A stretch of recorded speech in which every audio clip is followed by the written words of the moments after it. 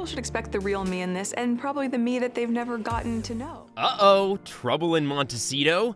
The exiled Duke and Duchess have managed to make even more people mad. What's the beef this time? Spotify just canned their Archetypes podcast, and it's not looking good, y'all. Here's the insider scoop. Why'd the podcast fail? Damn, where do I start? Shall we begin? The Duke and Duchess of Sussex haven't had the best of luck in 2023, especially when it comes to their media endeavors. According to reports, Meghan Markle's Spotify podcast will not receive a second season. Yup, she's been at the center of a few issues with her Archetypes podcast, including the accusation of spreading misinformation about the COVID-19 vaccination. Oh, and the podcast was then charged with using racist slurs and making anti-Semitic remarks. According to earlier rumors, Prince Harry and Meghan received a $25 million payment from Spotify for it, but the production giant wasn't happy with what they received from the ex-royals. Apparently, people at Spotify called Meghan Markle and Prince Harry lazy and effing grifters after the podcast network canceled their multi-million-dollar partnership. Yikes. Yeah, you can say that again. For context, they were labeled lazy in comparison to the Obamas, who also had a Spotify contract but were doing much better. Insiders close to Spotify have stated that the royal couple fell short of the productivity threshold required to get the full reward, but Meghan apparently has plans to start other podcasts. Now the Sussexes are under financial strain as a result of the deal's failure due to the sky-high expenses associated with their Montecito, California way of life. They didn't fare too well with Netflix either, so after all of this, it appears that Meghan Markle and Prince Harry's content company is seeing more dollar bills leaving than coming in. It's over, Buff. The flop era. You know when you can tell that someone's in their flop era? Another lie. And by the way, Meghan, if you don't like me calling you a liar, just sue me. Yeah, that. And I'm sure you can pinpoint exactly when it all started going down, too. When the Sussexes were interviewed by Oprah Winfrey in 2021, they orchestrated a genuinely massive media extravaganza. The conversation was jam-packed with viral moments that were crafted just for how information is viewed on social media in the modern era. Like Winfrey's widely memed question, were you silent or were you silenced? Were you silent or were you silenced? There were allegations about how Markle was handled by the royal family after having suicidal thoughts, as well as reports that firm employees made racist remarks about Markle and her husband's young son Archie's skin color. Many of their critics were prompted to think twice after the interview. It was their time under the spotlight, and for all the good reasons.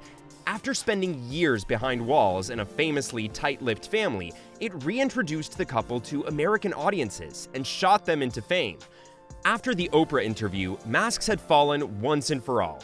The couple negotiated arrangements with Spotify, Netflix, and Apple after sensing a need for more drama. After all, they needed something to pay for their own exorbitant personal security and lifestyle bills after getting booted out of royal perks. According to reports, Prince Harry made more than $20 million from his memoir, Spare, and Forbes pegs the couple's streaming revenue at over $135 million. But in reality, the Sussexes' ventures have had varying degrees of success despite bringing in millions of dollars in the bank. By the way, that book was a little too TMI, no? Tell me about it. Don't get me wrong, their Netflix documentary series, Harry and Meghan, which basically served as a lengthier and more in-depth Oprah interview, topped the platform's most watched lists for weeks. Spare smashed all previous sales records for nonfiction books. But the Sussexes started having problems in part because they've created their brand around their conflict with the royal family. There doesn't seem to be much more to say at this point because their conflict has hit a standstill. I mean, the book was a hit because it went far back into his childhood and contained so many spicy details about people like Camilla, and of course Prince Harry's controversial past. But it seems like there can't be much more to say about their royal estrangement now that the tell-all has come out. The Sussexes are in a difficult situation because people's interest in knowing about their beef with the royal institution is dwindling, and they feel overburdened by having to consume it in so many different ways. How much is too much, honestly? But wait. There's more! Don't go anywhere because we've got more on the Failed Podcast. let's be real, the Archetypes podcast didn't have any juicy details about the royal rift, which is probably why it wasn't a hit. And the latest blow to the Duke and Duchess of Sussex's podcast business was the US government's rejection of their application to trademark Archetypes. The couple's unsuccessful attempt to get exclusive rights to the name of their show happened when their contract with Spotify was abruptly terminated.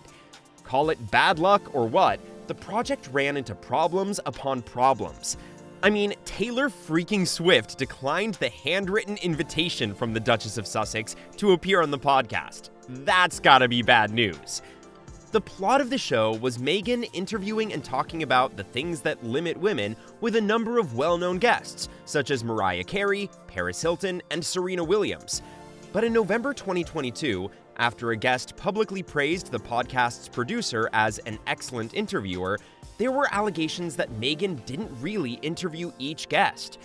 To make things worse, the producer then quit in December 2022 after declaring in a TikTok that undervalued and underpaid creators should be given the credit for podcast success. The exit came shortly after Toya Holness, Archwell's director of communications, left the position, and around the same time that Mandana Dayani, the company's president, also announced her resignation. Not too good for someone who's already been labeled a hard boss, eh? Thing is, while all this drama was going on, Archetypes went on to win numerous awards, including a People's Choice Award in December 2022. Now there's rumors that the Duke and Duchess of Sussex will not receive the entire $20 million payment from their contract with Spotify. Yup, that's according to sources with insider scoop of the situation. And apparently, the pay cut is because they haven't met the productivity benchmarks required. Oof, that's brutal, and frankly, humiliating. Another day, another role. Now, while Meghan Markle and Prince Harry have experimented with all sorts of stuff, including Netflix documentaries and historical drama series, it appears Meghan's staff wants her to return to her roots. What's that, you ask? Well, no, you won't be seeing her back on a Suits reunion, or actually, who knows? If anyone can make it happen, it's the Duchess of Sussex. According to insiders, her team informed her that working with Harry had no future, and that she should cut her ties to the Sussex family and resume her single career. Yikes, that's brutal considering the guy cut ties with his family for her. But yeah, her advisors reportedly urge her to start her own brand outside of brand Sussex in order to save her career. They believe Meghan will have more opportunity to save face if she takes on more responsibility for herself. The goal is that it will offer them some breathing room and boost their confidence. Speaking of which, Meghan Markle and Prince Harry also came under fire for being full of toxicity and anger. Daniela Elser has made reference to these accusations made against the Sussexes regarding their associations and the harm that comes with it. Who's she, you ask? A royal pundit, I hear.